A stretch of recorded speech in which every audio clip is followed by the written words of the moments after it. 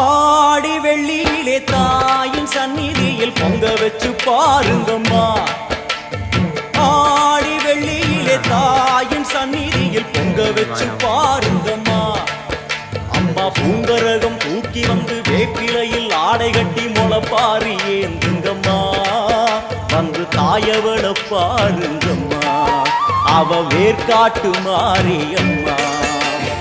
ஆடி வெள்ளியிலே தாயின் சந்நிதியில் பொங்க வச்சு பாருங்கம்மா.